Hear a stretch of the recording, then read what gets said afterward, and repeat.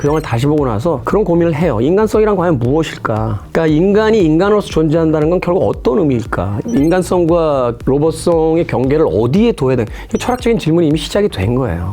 앞으로의 영화 속에서의 인공지능은 오히려 평범해질 거예요. 왜냐면 이것은 더 이상 일상에서 어떤 낯선 발견이 아니라 우리가 이미 사용하고 있는 또는 옆에 존재하는 가구 같은 것들이 돼 가니까. 전기밥솥 같은 거, 그 인공지능이잖아요. 자기가 알아서 다 하고 끄고 다 하잖아요.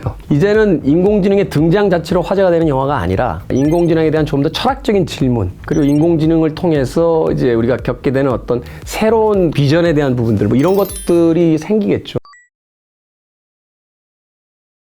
터미네이터도 1, 2, 3 각각에서 나오는 인공지능 휴머노이드의 모습도 약간씩은 다른 것 같아요. 처음에는 진짜 사람을 대신해서 전쟁이라는 거를 대신할 수 있는 도구였다가, 두 번째는 그 과정도 굉장히 쉽게 할 수 있어. 뭐 액체로 돼서 그냥 철장도 부시지도 않아도 되고, 세 번째는 더 인간적인 그런 모습들을 좀 보여주는 것 같아요. 제가 가장 인상적으로 봤던 영화는 1982년도에 나왔던 리들리 스콧 감독의 영화 중에서 블레이드 러너라고 하는 영화가 있어요. 거기서 이제 데커드라고 하는 블레이드 러너죠. 탈주한 안드로이드, 거기서 레플리칸트라고 나오는데, 이 휴머노이드형 그 로봇을 파괴하는 인물이에요.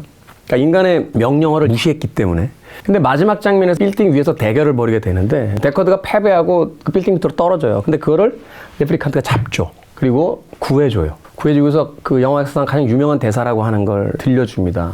나는 네가 생각도 못했을 많은 것들을 경험했지 하면서 만족스러운 표정을 짓고 나서, 이 나의 눈물도 빗속에 사라지는 것처럼 이제 곧 나는 소멸할 시간이야, 죽을 시간이야 라고 하면서 그 마지막 전원이 꺼져요. 어릴 땐 잘 몰랐는데 그 영화를 다시 보고 나서 그런 고민을 해요. 인간성이란 과연 무엇일까? 그러니까 인간이 인간으로서 존재한다는 건 결국 어떤 의미일까? 인간이 또 다른 피조물, 이 인공지능을 통해서 인간과 구별할 수 없는 그 휴머노이드형 로봇을 만들려고 지금 노력하고 있잖아요. 언젠간 이루어지겠죠.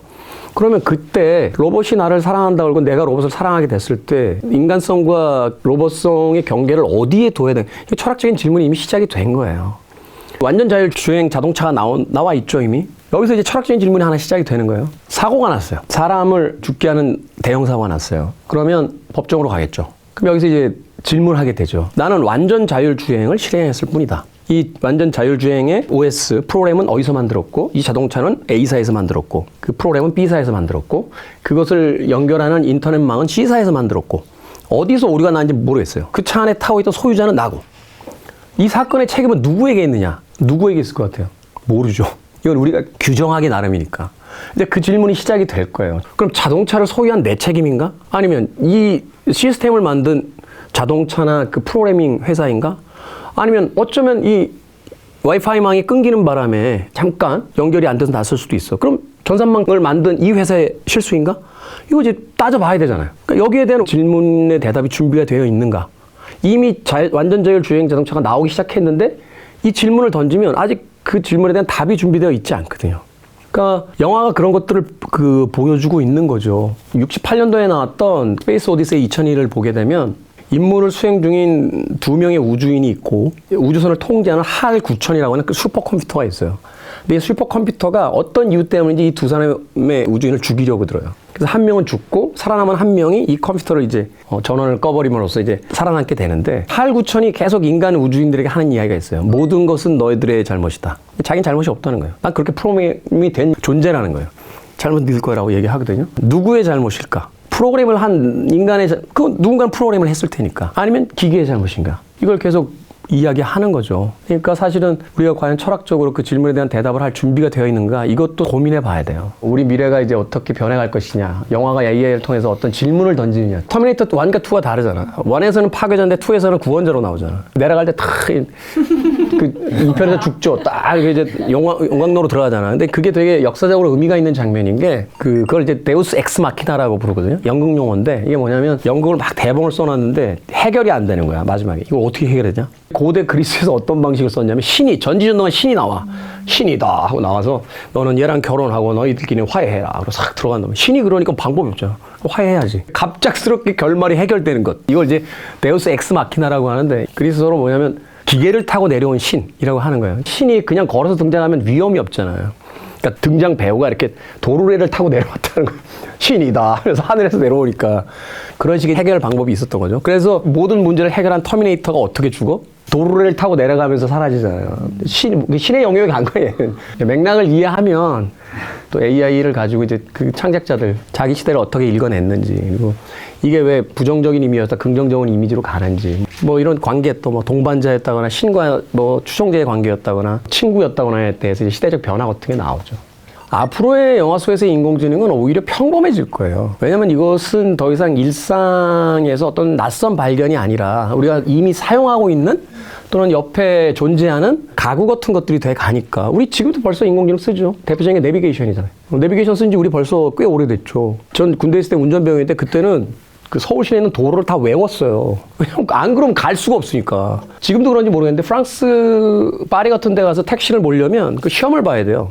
그 거리 외우는 거 다 시험 봐야 된다는 거거든요. 근데 그 내비게이션이 나오면서부터 누가 길을 외워요. 가르쳐 주는 대로 가는 거니까. 그리고 그 전기밥솥 같은 거, 그 인공지능이잖아요. 자기가 알아서 다 하고 끄고 다 하잖아요. 그 뭐 냉장고도 마찬가지고, 뭐 그런 식으로 생각을 해본다면 이미 인공지능은 옆에 있죠. 우리 왜 전기밥솥 처음 말하는 기능 나왔을 때 얼마나 신기해했어요. 팝이 다 되었습니다. 이렇게 우와 말하면서 그 기능을 이제 좀 더 정밀한 이제 AI가 갖게 되는 거고. 그리고 인간은요, 낯선 것을 처음 봤을 때 굉장히 환호하지만 금방 친해지고 금방 잊어버려요. 이제는 인공지능의 등장 자체로 화제가 되는 영화가 아니라 인공지능에 대한 좀 더 철학적인 질문, 그리고 인공지능을 통해서 이제 우리가 겪게 되는 어떤 새로운 비전에 대한 부분들, 뭐 이런 것들이 생기겠죠. 뭐 기계와 파트너가 된 인간의 어떤 갈등 같은 것들이 나올 수가 있고, 말하자면 인간과 기계의 뭐 삼각관계 같은 이야기도 등장할 수 있겠고, 그렇죠?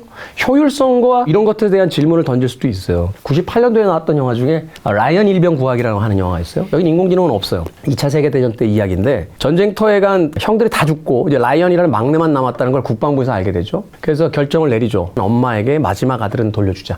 그래서 그 아이를 이제 구해와라. 그 엄마에게 이제 제대시켜서 보내겠다. 이렇게 하는 건데, 8명이 구출하러 가요. 가면서 계속 투덜거려요. 아니 걔만 뭐 귀한 집 아들이야? 나도 귀한 집 아들인데 그놈 구하러 가다 우리 죽으면 어떡하라고. 근데 가다가 정말 다 죽어요. 다 죽고 라이언만 살아서 돌아와요. 스티븐 스필버그 감독의 작품인데 뭐 이런 영화가 다 있어 싶은 거지. 아니 이걸 동의하겠어요? 내가 라이언이면 고맙죠. 근데 내가 라이언이 아니고 톰 행크스야. 맷 딜런이 아니라. 그럼 동의하겠냐고. 나는 맷 딜런 구하러 갔는데 난 죽는 얘기인데, 나 고향에 와이프도 있고 다 있단 말이야. 밀레니엄을 앞두고 거장 감독이 질문을 던지죠. 효율성이란 과연 무엇입니까? 가성비란 무엇입니까? 라고 던지죠. 제가 즐겨 인용하는 건데, 만약에 소방대장이 인공지능 알파고예요. 정확한 계산을 통해서 완벽하게 사람을 구출해요. 근데 제가 집에 낮잠을 자고 있다 불이 난 거야. 출동했어, 소방대가. 근데 인공지능 알파고가 계산을 해본 거야. 지금 저 위치와 바람의 방향과 화재 강도와 소방관들의 능력치를 다 계산했더니 아무리 12,000번 계산해도 살릴 확률이 없어. 그럼 뭐라고 하겠어요? 소방관들 투입하겠어요? 안 하지.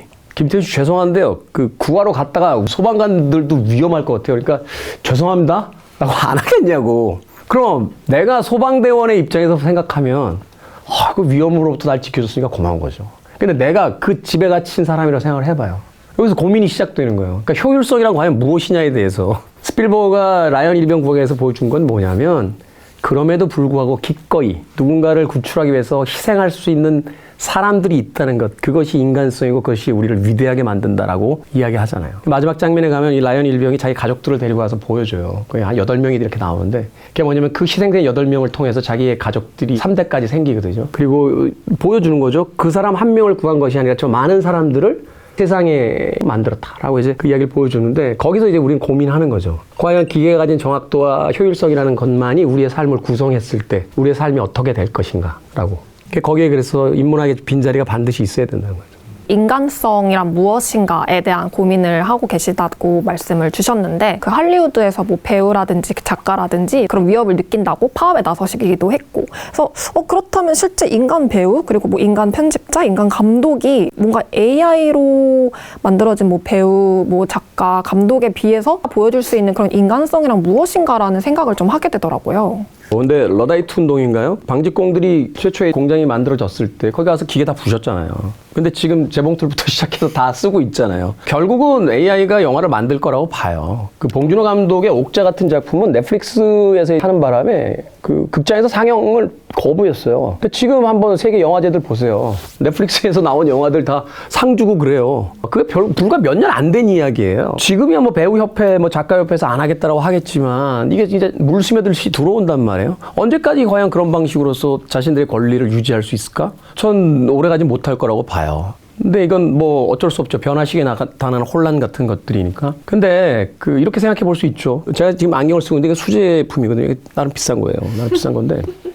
쓰다 보니까 공장에서 대량으로 만든 플라스틱 안경하고 뭐 그렇게 큰 차이가 있는 것 같지는 않아요. 근데 가격은 거의 2배예요. 그럼 이제 고민하게 되는 거죠. 핸드메이드라고는 하는데 도대체 핸드메이드의 장점이 뭐냐. 물론 전문가가 봤을 때는 어떤 차이가 있을 수 있어요. 아니 이게 더 정교하고요. 이게 더 고급스러운 제품 맞습니다. 이렇게 얘기할 수 있겠지만 저 같은 사람은 뭐가 차이가 있지 잘 모르겠어요. 그런데도 불구하고 내가 왜 이 안경을 샀을까를 보면 의시되려고 산 거예요. 경제학 용어로 얘기하면 베블린 이펙트 같은 거죠. 인간이 왜 과소비라는가? 의시되려고 하는 거예요. 유산계급이 왜 도대체 필요 없는 것에 더 돈을 쓰는가? 여러분들 차 있는지 모르겠지만 직장하고 회사하고 왔다 갔다 하는데 한 800cc 정도면 다닐 수 있어요. 근데 우리는 왜 끊임없이 2000cc와 3000cc를 꿈꾸는가?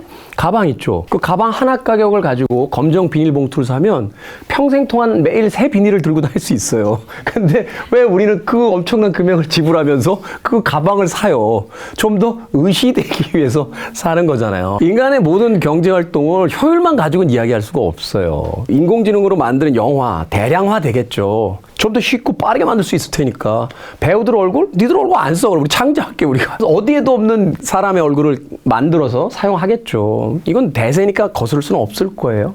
그런데 과연 사람들이 초반에는 그 막대하게 쏟아지는 물량에 열광하겠지만 늘 그 예술품을 감상하는 사람들은 새로운 것을 경험하려고 하고 남들과는 다른 것들을 또 보고자 하는 욕망 같은 게 있거든요. 마치 공장의 생산품인 안경과 핸드메이드 사이에서 기꺼이 돈을 더 지불하고 핸드메이드를 사는 사람처럼 그럼에도 불구하고 실존하는 인간들의 연기와 영화를 보고자 하는 욕구는 남아있을 것이고 CD와 MP3를 거쳤음에도 우린 다시 아날로그 LP로 돌아간단 말이에요.